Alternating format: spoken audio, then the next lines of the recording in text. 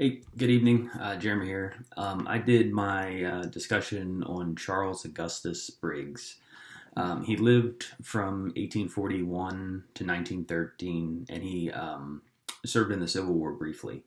Initially, he was a Presbyterian minister, and later he would become an Episcopal minister. While in Germany, he adopted his historical critical approach to studying the Bible and scriptures and everything else. This higher critics, if you will, question traditional views. One of his famous works was titled The Bible, the Church, and the Reason, the Three Great Fountains of Authority. This principle will be brought up later in his actual trial. Briggs was appointed as the chair of biblical theology at Union Theological Seminary. So when he gave his inaugural speech, upon taking that chair in 1891, he titled his message as "The Authority of Holy Scriptures." Briggs states that there are errors in the Scriptures that no one has been able to explain away, and the theory that they are not in the original text is a sheer assumption. Briggs was arguing that the history was an autonomous, self-sufficient domain. He added that historical phenomenon, even claims of divine origin, were products of their culture and open to critical study analysis. He questioned that the Bible had errors and the authorship of the Bible itself. Issue of authority would become central to his claims that he's making. He was arguing for progressive religious authority.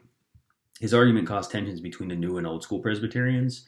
The old school placed more emphasis they place more emphasis on the doctrinal purity and the denominational authority, and they are associated with Princeton Theological Seminary.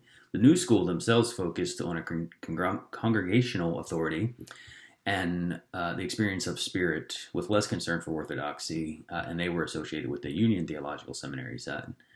A major area that forced Briggs was the revision of the Westminster Standard, which defined Orthodox Presbyterian beliefs.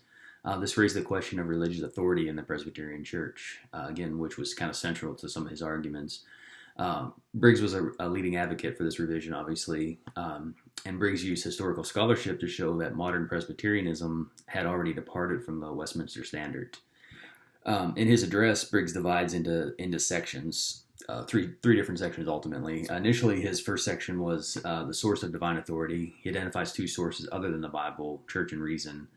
And in section 2, the barriers of divine authority in the Holy Scriptures, this focused on his understanding of the authenticity of Scriptures. In section 3, he turns away from any destructive potential of modern criticism to outlining biblical theology that modern critics were already discovering. Briggs saw religious authority in terms of the critical process by which the Christian tradition was translated into modern language. His opponents saw it more as a static. The trial itself occurred in 1892 into 1893. The trial revolved around the nature, locus, and appropriate limits of religious authority within institutional constraints imposed by the Presbyterian Church. There were three primary areas kind of focused in this trial. First was the parties clashed over his teachings, if his teachings fell within the broad domain where liberty of opinion was the rule. If his teachings did not fall into this domain, he would appeal to the competing authorities on the concept of the authority of critical scholarship versus the authority of religious institution and its traditions. And the third area was procedural questions would present, such as that the General Assembly would it hear the appeal or would it defer to the presbyter. Briggs' first line of defense was to assert his intellectual freedom. He was claiming that he had the right to do this, or the ability to do this within a liberal sense. Initially, the New York Presbyter quits Briggs. And then the final appeal was taken to Washington, D.C., outside of New York, and the Supreme Court of the Presbyterian Church, the General Assembly in general, the General Assembly overturns the decision in May of 1893. One historian was quoted as saying that this time New York would not save Briggs.